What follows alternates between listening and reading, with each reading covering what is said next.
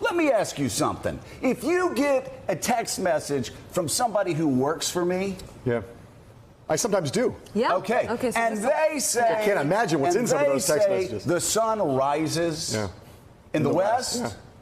Yeah. But you don't get that text message from me, and you know that I know the sun rises in the east. Yeah. Are you going to freak out? Or are you going to call me up? And then when I actually tell you, yes, the sun rises, are you going to be freaking about the people who work for me? Are people that worked for me in Congress? Or does what I say matter the most? You actually have the guy running the FBI that threw the election for Donald Trump, and yet a couple of subordinates that are making out are texting each other stupid, nasty things. Right. Well, I'd said more than that. It's not even that I think that Comey, I don't even believe that Comey's intent was, and there's nothing in the IG report that suggests that his intent was even to throw the election for Donald Trump. But the reality of it is, there's no there's no demonstration in anything that's been written here that Strzok actually did anything after sending this text to accomplish what he said he was going to accomplish. In fact, the IG says they have absolutely, Willie, no documentary evidence, no evidence of any kind. And again, if you look, here's a quote, and I know you guys would love to hear it. I'm going to say it just for you. Our review did not find documentary or testimonial evidence directly connecting the political views of these employees expressed in their text messages and instant messages to specific investigative decisions we reviewed. In fact, if you look at the record, Willie, in fact, what happened after those text messages were sent, James Comey launched the greatest October surprise in the history of American politics, and it ripped to shreds Hillary Clinton's campaign. And that is the headline out of the Justice Department's IG report. It's, as John says, about as predictable as it could get that Rudy Giuliani in the White House would seize on these texts from Lisa Page and Peter Strzok that they believe shows corruption inside the FBI and corruption now with the Mueller investigation because they worked on it, although last summer, immediately when he found out, Robert Mueller threw them off this investigation. So Michael Schmidt. Well, let me just one quick thing, just to say this. Just talk is cheap. You know, talk is cheap. Talk is cheap. Any investigation, in any circumstance that we can imagine, people talk. They say stuff all the time. The question here in this report is, what's the noise? What's the white noise among various employees, various people at the FBI? Right. And what was the action? What actually occurred, as opposed to what were people saying? What did Comey do, as opposed to what did some of his staffers say? Protocol in a way that destroyed Hillary Clinton's campaign 10 days out, and everybody knows it. Michael, the IG report calls James Comey insubordinate, critical not just of the two letters on the eve of the election, but also of that July press conference where he came out. They said it was inappropriate, that he didn't need to come out and make public statements about that. You've combed through this thing. What are your headlines from the IG report? Well, if you didn't like Comey before, you're not going to like him. Better today. I mean, but it's a judgment question. There's nothing new in this report that shows that Comey lied, that he distorted anything. So in terms of a witness, he hasn't really moved that much. He's incredibly important to the Mueller investigation. He is the central person in the obstruction question, the firing of Comey, asking Comey to end the Flynn investigation. But we don't find Comey to be a liar. But just back on your point, the president's lawyers told Mueller in January that he believes he has the power to end any type of investigation, to use his power to pardon, to do that as well. So if he thinks this is a witch hunt and he looks at this document, he does have the power to call Rod Rosenstein or call Jeff Sessions and say, put an end to this. So the question is, if Rudy's saying that, well, why doesn't the president go ahead and do that himself? Because he controls the executive. You know why he doesn't? Because he knows it would be obstruction of justice. He knows that his campaign manager, who he said was critical for him getting elected, getting the Republican nomination, is being marched into court today. But it's not obstruction of justice if he has his lawyer out there saying the Attorney General and the Deputy Attorney General. It's all obstruction of justice. It's all obstruction of justice. And the fact that more people aren't shocked, and the fact that the Republican Party, Susan, that has just lost its soul. I mean, Paul Ryan, my God, asked about this. He trashes the entire FBI, as shameless as he is. Asked about the EPA director. He said, I've been too busy to pay attention. He's been too busy to pay attention. My dog could tell you half of the things that Pruitt has done. It's see no evil, hear no evil, speak no evil. And that really started with Speaker Ryan when he allowed those confidential memos or information to be released in memo form. And that was probably out of committee. He let Nunes do that. That was probably the beginning of the end of that. But what I think we're going forward, looking at the IG report and the way Rudy Giuliani tied it into Mueller and to other things, is that this now is actually all playing into Donald Trump's hands because people aren't able to process all of these things. We also had the Attorney General of New York come out with an indictment against Donald Trump's charity and his how many, by the way, it's hard to count, how many criminal charges could the IRS bring against Donald Trump because of those findings? Oh, well, that yesterday? is, and it should be noted that this wasn't criminal. This is on the civil side, and there are tons of issues on the taxes, which, because he used some of those foundation expenses to cover businesses, I wonder if that really opens up an avenue to explore his tax returns. And if the New York AG starts going into his business tax returns, that's going to be a whole different situation for Trump and how it plays into the Mueller investigation on top of it. Watching Paul Ryan, who ran as Mitt Romney's vice presidential running mate, hard to remember, served as Speaker of the House, seemed to be a leader and a good man. It is really a heartbreaking political decline, and that's saying it nicely. Here's his statement, in part, about alleged bias at the FBI. I know that the FBI is home to many dedicated public servants, and Director Chris Wray now has an enormous responsibility to earn back the public's trust in this institution. Well, Willie, I think Paul Ryan needs to understand the public does trust the FBI. Yeah. It's just the President of the United States that doesn't trust the FBI. No, and Paul his Ryan knows sycophants that. and lackeys on Capitol Hill who are trashing the FBI every day. Well, he ought to. I think the president has convinced a certain segment of the population that the FBI is corrupt. And Paul Ryan is helping him do And, that. well, that's the problem. Thank you, Mr. Paul. Speaker. When he has Thank you, Mr. when he Speaker. has Right. Your love of accomplices for that. country is just so, it's really coming through today. Yeah, You're thanks. coming Great through job, for the Paul. United States of America. Yeah. And you mentioned Not. the EPA stuff, too, was staggering, that he said he hadn't heard of any of the Scott Pruitt scandals. Go Clearly he has. By the way, Director Christopher Wray seemed to agree with how much the IG report actually impugned the entire FBI. Let's see. The OIG report makes clear that we've got some work to do. But let's also be clear on the scope of this report. It's focused on a specific set of events back in 2016 and a small number of FBI employees connected to those events. Nothing in this report impugns the integrity of our workforce as a whole or the FBI as an institution. Christopher Wray's out there basically standing alone. I said he agreed. He disagreed with what Paul Ryan said. He's trying Donald to Trump's take up for the FBI. He's Donald Trump's appointee, right? Well, Christopher Wray? yeah, Trump appointed him. I am right about that, right? Donald Trump appointed him, by the way. You know, because Donald Trump talks about this Democratic witch hunt against him. I just, you know, hold on. Let me go through the Democrats. Christopher Wray, no, he's a Republican. Donald Trump appointed. The Attorney General, though, is, no, wait, Jeff Sessions, he appointed. But no, he's a Republican, too. Rod Rosenstein's a Republican, too.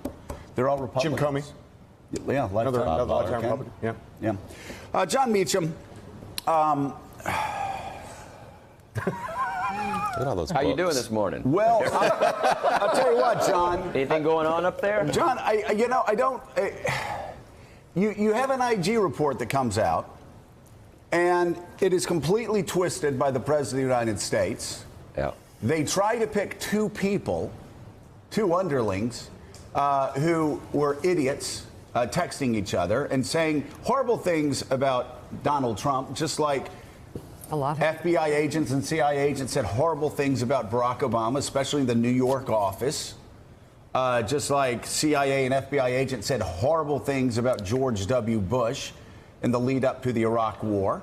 There was a civil war inside the CIA against George W. Bush. There were constant leaks against George W. Bush starting in the fall of 2002. These things happen, John, and you've got Rudy Giuliani with his bulging eyeballs acting like a snowflake Like, this is the first time that this has happened in any bureaucracy. It's happened in the State Department since Thomas Jefferson walked in there. Yeah, actually, he started, Jefferson started a newspaper to fight Hamilton, while he was in the State Department. I think three things happened this week that are hugely important that we will actually look back on as we do the history of this era. One is we have yet another affirmation of why Donald Trump is president. And Jim Comey, for all of his service to the country, bears a good bit of responsibility for that fact of our national existence right now. And that's just a hugely important thing we should stop. Judge Walsh, back in 1992, made an announcement that he was re-indicting Caspar Weinberger in the last minutes of the Bush-Clinton-Perot race. That's paintball compared to what we have here. It barely left a bruise. This is serious. The other is that the Attorney General of the United States decides, bizarrely, to invoke Holy Scripture to talk about one of the most striking human rights abuses that our government's been part of in a very long time. And that's just, as Shakespeare said, the devil can quote Scripture to his purpose. And we saw that this week. Yeah. And the third thing is Bob Corker of Tennessee, who's on his way out, used a really important word about the Republican Party, cultish. He said that the party is becoming a cultish thing in regard to Trump. And you saw that with the Sanford News in South Carolina. You saw it with Paul Ryan. And you're going to see that text message, the "we'll stop him," which could become the twisting slowly in the wind sort of phrase of this whole scandal, is going to live forever on the right wing. And the question is that right wing going to be the 35% that was always with Joe McCarthy, or is it going to be closer to 45 or 48%? But John Meacham, this is really a war for that 13. But John Meacham, "we'll stop him" turned into "we elected him." We'll elect him, yeah. No, we elected him. James Comey elected him. The IG report shows they had the Abedin Weiner emails for a month. They sat on it. If they had been released or that letter had been sent when they were reviewing them, then Hillary Clinton most likely still would have won the election. They were dropped. I can tell you, and I said it when all of these women came out on sexual harassment charges against Donald Trump. And I said, and I think it was like probably a month and a half beforehand, I said, if they had dropped these 10 days before, said it in real time, if they dropped these 10 days before, he wouldn't recover from it. So Comey drops a letter 10 days before. And I'm sorry. I don't know what's going on in James Comey's mind. I know he's a showboater. But anybody that knows anything about politics knows you drop something like that 10 days before, there's no recovering. It's in a different way, it's like the 2000 election. A really compelling case can be made that the reason George W. Bush lost the popular vote in 2000 was that Thursday or Friday night before the election, the news of his DUI came out. Yeah. And, the Bush people will tell you that it lost them, they thought, maybe 3 or 4 million votes among particularly religious folks who were just so tired of political figures not seeming to be what they were. And Bush had to dig out of that. So as you're right, anything that happens in those last hours, and the larger issue you raise is we're in a real stress test here for can the public separate a stray text message from an FBI agent from the larger question, the 13 indictments and more coming? Or will Rudy Roy Cohn Giuliani successfully obfuscate everything into one big miasma in which the Trump base decides that the Trump base becomes so impervious to reason that even when they're hit over the head with it, they can't find it. Willie, isn't it quaint? We had times, actually, when evangelicals were so shocked and stunned they wouldn't vote for a man. Yeah. who had a DUI back in college, and now payoffs to porn stars and Playboy Grabbing them by the bunnies and, whatever. and grabbing them Locker by room whatever top. and Top. 20. I mean, you go on and on and on. Attacking people viciously, ripping babies from mothers' arms at the border. That only makes evangelicals love him even more. What do they say, Joe? We elected a president, not a saint. Yeah. And that's what they're riding on right now. Michael, this IG report, it seems to me, is yet another political Rorschach test for our tribal times, which is that supporters of Hillary Clinton will see rightly in here that James Comey put his thumb on the scale and perhaps prevented her from becoming president. And Trump supporters will listen to what Rudy Giuliani and the White House say and say, look, there was corruption. There's corruption inside the FBI. Therefore, Mueller either ought to go, or if he stays, you ought not listen to what his conclusions are. On either side, if you want to understand this report and you want to understand what happened before the election, you have to look at the incredible nuance of this, the complexities of individuals sending politically tinged text messages, but also not executing things in an investigation that are to that end. And that is a very difficult thing for people to get their heads around. And especially in these times with both sides hitting it, I don't think anyone is going to look at it with clear eyes. Right. And until that happens, no one will be satisfied with the 2016 election, especially the left.